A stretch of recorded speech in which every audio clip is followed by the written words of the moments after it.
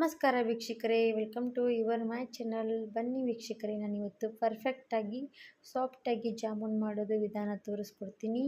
10 ನಿಮಿಷದಲ್ಲಿ 100ಕ್ಕಿಂತ ಹೆಚ್ಚು ಕೂಡ ಜಾಮೂನ್ ಮಾಡ್ಕೋಬೋದು, ಅಷ್ಟು ಪರ್ಫೆಕ್ಟಾಗಿ ಮಾಡ್ಕೋಬೋದು. ಬನ್ನಿ ಹಾಗಿದ್ರೆ ಮಾಡೋದು ಪ್ರೊಸೆಸಿಂಗ್ ನೋಡೋಣ. ಇಲ್ಲಿ ಫಸ್ಟಿಗೆ ಜಾಮೂನ್ ಮಾಡಬೇಕಂದ್ರೆ ನಾವು ಪಾಕ ರೆಡಿ ಮಾಡ್ಕೋಬೇಕಾಗತ್ತೆ. ನಿಮಗೆ ನೋಡಿ ಪಾಕ ಎಷ್ಟು ಜಾಮೂನ್ ಕ್ವಾಂಟಿಟಿ ತೊಗೊಂಡು ಎಷ್ಟು ಮಾಡ್ತಾ ಇದ್ದೀರ ಅಂತ ನೋಡಿಕೊಂಡು ಮಾಡ್ಕೋಬೋದು. ಇಲ್ಲಿ ನಾನು ಒಂದು ಬಟ್ಲು ತೊಗೊಂಡಿದ್ದೀನಿ. ಆ ಬಟ್ಲಿನಿಂದ 1 ಬಟ್ಲಷ್ಟು ಸಕ್ಕರೆ ಹಾಕ್ಕೊಂಡಿದ್ದೀನಿ. ಆಮೇಲೆ ನಾನು 1.5 ಬಟ್ಲಷ್ಟು ನೀರು ಹಾಕ್ಕೊಂಡಿರೋದು. ಇವಾಗ ನಾನು 1.5 ಬಟ್ಲಷ್ಟು ನೀರು ಹಾಕ್ಕೊಂಡಿದ್ದೀನಲ್ಲ, ಅದಕ್ಕಾಗಿ ಇನ್ನೂ ಸ್ವಲ್ಪ ಸಕ್ಕರೆ ಹಾಕ್ಕೊಂಡಿರೋದು. ಸ್ವಲ್ಪ ಒಬ್ಬರು ಸ್ವೀಟ್ ಜಾಸ್ತಿ ಇಷ್ಟಪಡ್ತಾರೆ ಅಂದರೆ ಸ್ವಲ್ಪ ಸಕ್ಕರೆ ನೋಡಿ ಹಾಕ್ಕೋಬೋದು. ಇವಾಗ ನಾನು 1.5 ಬಟ್ಲಷ್ಟು ಸಕ್ಕರೆ 1.5 ಬಟ್ಲಷ್ಟು ನೀರು ಹಾಕ್ಕೊಂಡಿರೋದು. ಆಮೇಲೆ ಅದಕ್ಕೆ ಸ್ವಲ್ಪ ಏಲಕ್ಕಿ ಪೌಡ್ರ್ ಹಾಕ್ಕೊಂಡು ಇದು ಪಾಕ ರೆಡಿ ಮಾಡ್ಕೋಬೇಕಾಗುತ್ತೆ. ಫಸ್ಟಿಗೆ ಜಾಮೂನು ಏನಂದರೆ ಪಾಕ ಟೇಸ್ಟಾಗಿದ್ದರೆ ಜಾಮೂನು ಕೂಡ ಸಖತ್ತಾಗಿ ಬರುತ್ತೆ. ಇವಾಗ ಇದು ಚೆನ್ನಾಗಿ ಕುದಿಯೋಕೆ ಬಿಟ್ಟರೆ ಎಷ್ಟು ಕದವಾಗಿ ಕುದ್ರೆ ಪಾಕ ರೆಡಿ ಆಯಿತು ಅಂತ ತಿಳ್ಕೊಬೇಕು. ಇದರಲ್ಲಿ ತೇಲ್ತಾ ಇರೋದೆಲ್ಲ ನಾವು ಏಲಕ್ಕಿ ಪೌಡ್ರಲ್ಲಿ ಸ್ವಲ್ಪ ಏಲಕ್ಕಿ ಅಪ್ಪಟ ಹಾಕಿ ಕೊಟ್ಟಿರ್ತೀವಲ್ಲ, ಅದಕ್ಕಾಗಿ ಅದು ಪೌಡ್ರ್ನಲ್ಲಿ ಏಲಕ್ಕಿ ಇರುತ್ತೆ ನೋಡಿ, ಅದು ಏಲಕ್ಕಿ ಎಲ್ಲ ಚೆನ್ನಾಗಿ ಮೇಲೆ ತೇಲಿ ಬಂದಿರೋದು. ಏನು ಟೇಸ್ಟ್ ತುಂಬಾ ಸಖತ್ತಾಗಿರುತ್ತೆ ಇದು ಏಲಕ್ಕಿ ಪೌಡ್ರ್ ಈ ರೀತಿ ಮಾಡೋದ್ರಿಂದ ಕೂಡ.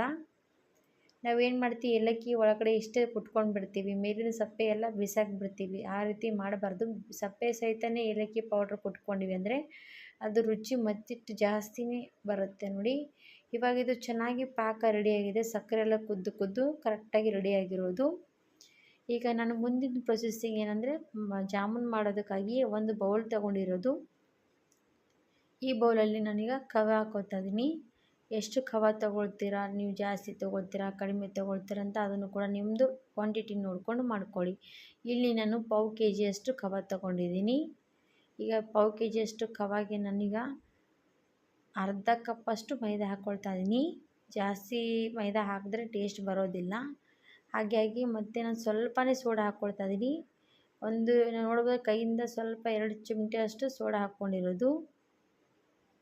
ಇವಾಗ ನಾನಿದು ಸೋಡಾ ಹಾಕ್ಕೊಂಡ್ಮೇಲೆ ಮೈದಾ ಮತ್ತು ಖವ ಎಲ್ಲನೂ ಕೂಡ ಮಿಕ್ಸ್ ಮಾಡ್ಕೋಬೇಕಾಗುತ್ತೆ. ಮಿಕ್ಸ್ ಮಾಡೋದ್ರಲ್ಲಿ ಮೇನ್ ಪ್ರೊಸೆಸಿಂಗ್ ನೋಡಿ, ಎಷ್ಟು ಚೆನ್ನಾಗಿ ನಾವು ಇದು ಹಿಟ್ಟು ಕಲಿಸ್ಕೋತೀವಿ ಅಷ್ಟೇ ಚೆನ್ನಾಗಿ ಜಾಮೂನ್ ಸಾಫ್ಟಾಗಿ ದುಪ್ಪಟ್ಟು ಉಬ್ಬಿ ಬರೋ ರೀತಿ ಇರುತ್ತೆ ನೋಡಿ.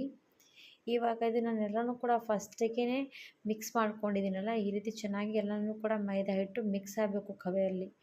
ಆಮೇಲೆ ಸ್ವಲ್ಪ ನೀರು ಹಾಕ್ಕೊಳ್ತಾ ನಾವು ನಾದ್ಕೋಬೇಕಾಗತ್ತೆ. ಈಗ ನೋಡಿ ಸ್ವಲ್ಪ ನೀರು ಹಾಕಿ ನಾವು ಹಿಟ್ಟು ಕಲಿಸೋದಕ್ಕೆ ಸ್ಟಾರ್ಟ್ ಮಾಡ್ಕೋಬೇಕು.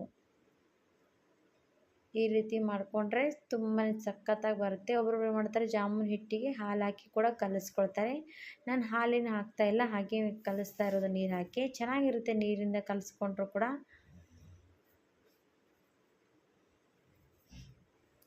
ಇವಾಗ ನಾನು ಕಲಿಸ್ತಾ ಇರೋದು ನೋಡ್ಬೋದು. ಎಷ್ಟು ಚೆನ್ನಾಗಿ ಕಲಿಸ್ತೀವಿ ಅಷ್ಟೇ ಚೆನ್ನಾಗಿ ಬರೋದಲ್ಲ ಜಾಮೂನು. ಇವಾಗ ಕೈಗೆಲ್ಲ ಅಂಟ್ಕೊಳ್ತಾ ಇದೆ, ಅದಕ್ಕಾಗಿ ಸ್ವಲ್ಪ ಮೈದಾ ಹಿಟ್ಟು ಕೈಗೆ ಹಚ್ಕೊಂಡು ಇನ್ನೊಂದು ಸರ್ತಿ ಕಲಿಸ್ತಾ ಇದ್ದೀನಿ. ನೀವು ಮೈದಾ ಹಿಟ್ಟು ಕೂಡ ಹಚ್ಕೋಬೋದು, ಇಲ್ಲಾಂದರೆ ತುಪ್ಪ ಎಣ್ಣೆ ಏನಾದರೂ ಕೂಡ ಹಚ್ಕೊಂಡು ಕಲಿಸ್ಕೋಬೋದು. ಇವಾಗ ಹಿಟ್ಟು ರೆಡಿ ಆಯಿತು, ಚೆನ್ನಾಗಿ ಕಲಿಸ್ಕೊಂಡು ರೆಡಿಯಾಗಿರೋ ಹಿಟ್ಟು ನೋಡ್ಬೋದು ಎಷ್ಟು ಸಾಫ್ಟಾಗಿ ನಾದ್ಕೊಂಡಿದ್ದೀನಿ ಅಂತ. ಇಷ್ಟು ಹಿಟ್ಟು ಪರ್ಫೆಕ್ಟಾಗಿ ನಾದ್ಕೊಂಡ್ರೆ ಸಾಕು. ಇಷ್ಟು ಪರ್ಫೆಕ್ಟಾಗಿ ನಾವು ಮೇನ್ ಹಿಟ್ಟು ಪರ್ಫೆಕ್ಟಾಗಿ ನಾದ್ಕೊಂಡ್ವಿ ಅಂದ್ರಲ್ಲ, 100-200 ಜಾಮೂನ್ ಮಾಡೋದ್ರಲ್ಲಿ ಕೂಡ ಬೇಜಾರಾಗೋದಿಲ್ಲ. ಆ ರೀತಿ ನೋಡಿ. ಇವಾಗ ನಾನಿದು ಈ ಸ್ವಲ್ಪ ನಿಮಗೆ ಎಷ್ಟು ಸೈಜಲ್ಲಿ ಜಾಮೂನ್ ಬೇಕು ಅಷ್ಟು ಸೈಜಲ್ಲಿ ನಾವು ಉಳ್ಳೆ ರೆಡಿ ಮಾಡ್ಕೋಬೋದು ಜಾಮೂನ್ ಸೈಜು. ಈಗ ಕೈಗೆ ಏನಾದರೂ ಅಂಟ್ಕೊಳ್ತಾ ಇದ್ದರೆ ಸ್ವಲ್ಪ ಕೈಗೆ ತುಪ್ಪ ಹಚ್ಕೊಳ್ಳಿ, ಇಲ್ಲ ಎಣ್ಣೆ ಹಚ್ಕೊಂಡು ಈ ರೀತಿ ಮಾಡ್ಕೋಬೋದು ನೋಡಿ. ಒಂದು ಸ್ವಲ್ಪ ಕೂಡ ಕ್ರ್ಯಾಕ್ ಬೀಳ್ತಾಯಿಲ್ಲ, ಅಷ್ಟು ಚೆನ್ನಾಗಿ ಹಿಟ್ಟು ನಾದ್ಕೊಂಡಿರೋದು ನೋಡಿ. ಇದೇ ಥರನೂ ಕೂಡ ನಾವು ಜಾಮೂನ್ ಎಲ್ಲನೂ ಕೂಡ ರೆಡಿ ಮಾಡ್ಕೋಬೋದು. ಸ್ವಲ್ಪ ಮಾಡೋ ಪ್ರೊಸೆಸಿಂಗ್ ವಿಡಿಯೋ ಫಾಸ್ಟಾಗಿರೋದು ನೋಡ್ಕೊಳ್ಳಿ ವೀಕ್ಷಕರೇ. ಮಾಡೋದೇನು ಗೊತ್ತೇ ಇರುತ್ತೆ, ರೌಂಡ್ ಮಾಡೋದು, ಅದೇನು ಗೊತ್ತಿಲ್ಲ ಅಂತ ಅನ್ನೋದಿಲ್ಲ. ಇಷ್ಟೇ ಅದರಲ್ಲಿ ಹಿಟ್ಟು ಯಾವ ರೀತಿ ನಾದ್ಕೋಬೇಕು, ಯಾವ ರೀತಿ ಕರಿಬೇಕು ಅನ್ನೋದರಲ್ಲಿ ಒಂದು ಮೇನ್ ಪ್ರೊಸೆಸಿಂಗ್ ಇರುತ್ತೆ. ಅದರಲ್ಲಿ ನಾವು ಚೆನ್ನಾಗಿ ಮಾಡ್ಕೊಂಡ್ರೆ ಜಾಮೂನು ಕೂಡ ಸರಿಯಾಗೇ ಬರುತ್ತೆ. ಪಾವು kgಯಲ್ಲಿ ನೋಡ್ಬೋದು, ನಾನು ಪಾವು kg ಖವ ತೊಗೊಂಡಿರೋದು. ಅದರಲ್ಲಿ ನಾನು 1.5 kg ಜಾಮೂನ್ ಆಗಿರೋದು ನೋಡ್ಬೋದು ಎಷ್ಟು ಕ್ವಾಂಟಿಟಿಯಲ್ಲಿ ಆಗಿರೋದು. ಇವಾಗ ನೋಡಿದ್ರೆ ಎಷ್ಟು ಜಾಮೂನ್ ಕಾಣಿಸ್ತದೆ, ಎಣ್ಣೆಲಿ ಹಾಕಿದ ಮೇಲೆ ಇದಕ್ಕಿಂತ ಜಾಸ್ತಿನೇ ಉಬ್ಬಿ ಬಂದಿರೋದು. ಇವಾಗ ನೋಡಿ, ಇದು ಚೆನ್ನಾಗಿ ಎಣ್ಣೆ ಬಿಸಿ ಆಗೋದಕ್ಕೆ ಇಟ್ಕೊಂಡಿದ್ದೆ. ಎಣ್ಣೆ ಕೂಡ ಬಿಸಿ ಆಗಿದೆ ಇಲ್ವಾ ಅಂತ ನೋಡೋದಕ್ಕೂ ಕೂಡ ಒಂದು ಟಿಪ್ಸ್ ಕೊಡ್ತೀನಿ ಬನ್ನಿ. ಒಂದು ಸಣ್ಣ ಜಾಮೂನು ಸಣ್ಣ ಉಳ್ಳೆ ಮಾಡಿ ಅದು ಎಣ್ಣೆಯಲ್ಲಿ ಹಾಕಿ ನೋಡಿದ ಮೇಲೆ ಬಂದು ತೇಲ್ತಾ ಇರೋದು ಗೊತ್ತಾಗಿದ ಮೇಲೆ ನಾವು ಜಾಮೂನ್ ಎಲ್ಲನೂ ಕೂಡ ಬಿಟ್ಕೋಬೇಕು. ಕೆಳಗಡೆ ಹೋಗಿ ಕುತ್ಕೊಳ್ತು ಅಂದರೆ ಜಾಮೂನ್ ಬಿಡಬಾರ್ದು, ಯಾಕಂದರೆ ಜಾಮೂನ್ ಬಿಟ್ಟರೆ ಕೂಡ ಅದು ಎಣ್ಣೆ ಹೀರ್ಕೊಳ್ಳುತ್ತೆ, ಯಾಕಂದರೆ ಜಾಮೂನ್ ಚೆನ್ನಾಗಿ ಫ್ರೈ ಆಗೋದಿಲ್ಲ, ಎಣ್ಣೆ ಸ್ವಲ್ಪ ತಣ್ಣಗಿರುತ್ತೆ. ಅದಕ್ಕಾಗಿ ಇದಕ್ಕೆ ಎಣ್ಣೆಯನ್ನು ಫಸ್ಟಿಗೆ ಹೀಟು ಅಂದರೆ ಸ್ವಲ್ಪ ದಪ್ಪ ಉರಿ ಇಟ್ಕೊಂಡು ಬಿಸಿ ಮಾಡ್ಕೊಂಡ್ಮೇಲೆ ಆಮೇಲೆ ಸಣ್ಣ ಉರಿ ಇಟ್ಕೊಂಡು ಎಣ್ಣೆಯಲ್ಲಿ ಚೆನ್ನಾಗಿ ಫ್ರೈ ಮಾಡ್ಕೋಬೇಕಾಗುತ್ತೆ. ಜಾಮೂನ್ ಫ್ರೈ ಮಾಡೋದಕ್ಕೆ ಸ್ವಲ್ಪ ಟೈಮ್ ತೊಗೊಳುತ್ತೆ. ಎಷ್ಟು ಟೈಮ್ ತೊಗೊಳುತ್ತೆ ಅಲ್ವ ಅಷ್ಟೇ ಚೆನ್ನಾಗಿ ಕೂಡ ಟೇಸ್ಟ್ ಹತ್ತುತ್ತೆ ನೋಡಿ. ಇವಾಗ ನೋಡ್ಬೋದು ನಾನು ಎಣ್ಣೆಯಲ್ಲಿ ಹಾಕ್ಕೊಂಡು 2 ನಿಮಿಷ ಆಯಿತು. ಇವಾಗ ನೋಡ್ಬೋದು ಎಷ್ಟು ಸೈಜಲ್ಲಿ ಉಬ್ಬಿ ಬಂದಿರೋದು, ಮತ್ತು ಹಾಗೆ ಎಷ್ಟು ಸೈಜಲ್ಲಿ ಉಬ್ಬಿ ಬಂದಮೇಲೆ ತಿರುವು ತಾನೇ ಬೀಳ್ತಾ ಇರೋದು ರೌಂಡಾಗಿ. ನೋಡಿ ಇಷ್ಟು ಕರೆಕ್ಟಾಗಿ ಜಾಮೂನ್ ಮಾಡ್ಕೊಳ್ಳೋದು ಬೇಕಂದರೆ ಕರೆಕ್ಟಾಗಿ ನೀವು ಕೂಡ ವಿಧಾನ ನೋಡಿಕೊಂಡು ಪೂರ್ತಿ ಕೂಡ ನೋಡ್ಕೊಂಡು ಹೋದ್ರೇ ಗೊತ್ತಾಗ್ಬೋದು ನಿಮಗೂ ಕೂಡ. ನಿಮಗೆ ಕಲರ್ ಯಾವ ರೀತಿ ಬೇಕೋ ಆ ರೀತಿಯೇ ಜಾಮೂನ್ ಫ್ರೈ ಮಾಡ್ಕೋಬೋದು. ನಾನು ನೋಡಿ ಇಷ್ಟು ಕಲರ್ ಬಂದಿರೋದಂತ 1-2 ನಿಮಿಷ ಬಿಟ್ಟು ಮತ್ತೆ ತೋರಿಸ್ತಾ ಇದ್ದೀನಿ. ಎಷ್ಟು ಚೆನ್ನಾಗಿ ಕಲರ್ ಬಂದಿರೋದು ನೋಡಿದ್ರೇ ತಿನ್ನಬೇಕಂತ ಆಸೆ ಆಗುತ್ತೆ ನೋಡಿ. ಆ ರೀತಿ ಇನ್ನೂ ಕೂಡ ಸ್ವಲ್ಪ ಹೊತ್ತು ಕಲರ್ ಬರಲಿ, ಅಲ್ಲಿವರೆಗೂ ನಾನು ಹಾಗೆ ಕರಿತೀನಿ. ಒಂದು ಸ್ವಲ್ಪ ಕೂಡ ಮೇಲೆ ಕ್ರ್ಯಾಕ್ ಬಿದ್ದಿಲ್ಲ ನೋಡಿ, ಎಷ್ಟು ಚೆನ್ನಾಗಿ ಬಂದಿರೋದಂತ ನೋಡ್ಬೋದು. ಈ ರೀತಿ ಚೆನ್ನಾಗಿ ಫ್ರೈ ಮಾಡ್ತಾ ಹೋಗಿ. ಎಷ್ಟು ಫ್ರೈ ಅಂದರೆ ಸ್ವಲ್ಪ ನಿಮಗೆ ಯಾವ ರೀತಿ ಕಲರ್ ಜಾಸ್ತಿ ಬ್ಲ್ಯಾಕ್ ಬೇಕಾ, ಸ್ವಲ್ಪ ನಾರ್ಮಲಿ ಕಲರ್ ಇರಲ್ಲ ಅಂದರೆ ಆ ರೀತಿ ನೀವು ಫ್ರೈ ಮಾಡ್ಕೋಬೋದು. ಇವಾಗ ನೋಡ್ಬೋದು ಎಲ್ಲನೂ ಕೂಡ ಫ್ರೈ ಆಗಿದೆ. ಇನ್ನೂ ಸ್ವಲ್ಪ ಚೆನ್ನಾಗಿ ಕಲರ್ ಬರಲಿ ಅಂದರೆ ಇನ್ನೂ ಸ್ವಲ್ಪ ಇಟ್ಕೋಬೋದು ಎಣ್ಣೆಯಲ್ಲಿನೇ. ಒಬ್ಬೊಬ್ಬರಿಗೆ ಜಾಸ್ತಿ ಬ್ಲ್ಯಾಕ್ ಜಾಮೂನ್ ಇಷ್ಟ ಆಗುತ್ತೆ, ಸ್ವಲ್ಪ ಮೀಡಿಯಮ್ ಆಗಿ ಕಲರ್ ಇರೋರಿಗೆ ಅದು ಇಷ್ಟ ಆಗುತ್ತೆ. ಇವಾಗ ಜಾಮೂನಿಗೆ ಕಲರ್ ತುಂಬಾ ಸಖತ್ತಾಗಿ ಬಂದಿರೋದು. ಇಷ್ಟು ಫ್ರೈ ಆದರೆ ಸಾಕು. ಬನ್ನಿ, ನಾನೀಗ ಚೆನ್ನಾಗಿ ಜಾಮೂನ್ ಫ್ರೈ ಹಾಕಿದೆ.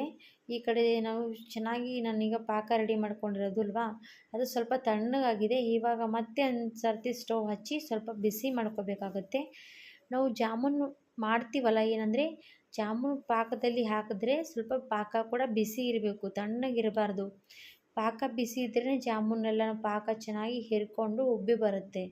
ಮತ್ತು ಪಾಕನೇ ತಣ್ಣಗಿದ್ದ ಮೇಲೆ ಅದು ಜಾಮೂನೆಲ್ಲ ಹಿರ್ಕೊಳ್ಳೋದಕ್ಕೆ ಅದಕ್ಕೆ ಏನಾಗುತ್ತೆ ಅಂದರೆ ಜಾಸ್ತಿ ಹೊತ್ತು ತೊಗೊಳುತ್ತೆ. ಹಾಗಾಗಿ ಸ್ವಲ್ಪ ಪಾಕ ತಣ್ಣಗಿರಬಾರ್ದು, ಬಿಸಿ ಇರಬೇಕು. ಇವಾಗ ನೋಡಿ ಪಾಕ ಚೆನ್ನಾಗಿ ಸ್ವಲ್ಪ ಬಿಸಿಯಾಗಿದೆ. ನೋಡ್ತಾ ಇರ್ಬೋದು ಸೈಡಿಗೆಲ್ಲ ಸ್ವಲ್ಪ ಕುದೀತಾ ಇರೋದು ಕಾಣಿಸ್ತಾ ಇರ್ಬೋದು. ಆವಾಗ ನಾವೇನು ಮಾಡ್ಬೇಕಂದ್ರೆ ಜಾಮೂನ್ ತೆಗೆದಿರೋಂಥ ಜಾಮೂನ್ ಇದ್ರ ಒಳಗಡೆ ಹಾಕಿ ನೀವು ಸ್ಟವ್ ಆಫ್ ಮಾಡಬೇಕಾಗುತ್ತೆ. ಜಾಸ್ತಿ ಹೊತ್ತು ಕೂಡ ಕುದಿಸ್ತೀವಿ ಅಂದರೆ ಬೇಗನೆ ಸ್ಪಂಜಿಯಾಗಿ ಹೋಗುತ್ತೆ, ಮತ್ತು ಅದು ಬಾಯಲ್ಲಿಟ್ಟರೆ ಕರಗಿ ಹೋಗುತ್ತೆ, ಆ ರೀತಿ ಆಗುತ್ತೆ. ಜಾಸ್ತಿ ಆ ರೀತಿ ಕೂಡ ಮಾಡ್ಕೋಬೇಡಿ. ಸ್ವಲ್ಪ ಪಾಕ ಬಿಸಿ ಇದ್ದರೆ ಸಾಕು. ಆವಾಗ ಜಾಮೂನ್ ಹಾಕಿ, ಈ ಜಾಮೂನ್ ಹಾಕಿದ ಮೇಲೆ ನೀವು 5 ನಿಮಿಷ ಬಿಡಿ. 5ರಿಂದ 3 ನಿಮಿಷ ಬಿಟ್ಟರೂ ಕೂಡ ಪರವಾಗಿಲ್ಲ, ಅಷ್ಟು ಬೇಗ ಆಗುತ್ತೆ. ಇದು ತುಂಬಾ ಬೇಗ ಆಗುತ್ತೆ. ನಾನೀಗ ಒಂದು 5 ನಿಮಿಷ ಬಿಡ್ತೀನಿ. 5 ನಿಮಿಷ ಆದಮೇಲೆ ತೋರಿಸ್ತೀನಿ ಯಾವ ರೀತಿ ಆಗಿರೋದಂತ. ನೋಡಿ ಎಷ್ಟೆಲ್ಲ ಜಾಮೂನ್ ಪಾಕ ಹಿರ್ಕೊಂಡಿರೋದು, ಎಷ್ಟು ಸ್ಪಂಜಿಯಾಗಿರೋದಂತ ನೋಡಿ. ನೋಡಿದ್ರೆ ಗೊತ್ತಾಗುತ್ತೆ ಎಷ್ಟು ಸೈಜ್ ಇರೋಂಥ ಜಾಮೂನ್, ಎಷ್ಟು ಸೈಜೆಲ್ಲ ಪಾಕ ಹಿರ್ಕೊಂಡು ಎಷ್ಟು ಸೈಜಲ್ಲಿ ಬಂದಿರೋದಂತ. ಹಾಗಿದ್ರೆ ನೋಡಿದ್ರೆಲ್ಲ ಗೊತ್ತಾಗುತ್ತೆ ಎಷ್ಟು ಪರ್ಫೆಕ್ಟಾಗಿ ಜಾಮೂನ್ ಮಾಡಬೇಕಂತ ಅಂದ್ಕೊಂಡ್ರೆ ಖಂಡಿತವಾಗಿ ಈ ವಿಡಿಯೋ ನೋಡಿಕೊಂಡು ಹೋಗಿ ಅಂತ ಕೇಳ್ಕೊತೀನಿ. ಹೋಗುವಾಗ ಮುಂಚೆ ನನ್ನ ಚಾನಲ್ಗೆ ಲೈಕ್ ಆ್ಯಂಡ್ ಸಬ್ಸ್ಕ್ರೈಬ್ ಮಾಡಿ ಹೋಗಿ ವೀಕ್ಷಕರೇ. ಹಾಗೆ ಮುಂಬರೋ ವಿಡಿಯೋಗೂ ಕೂಡ ಸಪೋರ್ಟ್ ಮಾಡ್ತೀರಾ ಅಂತ ಕೇಳ್ಕೊಂಡು ಈ ವಿಡಿಯೋ ಇಲ್ಲಿ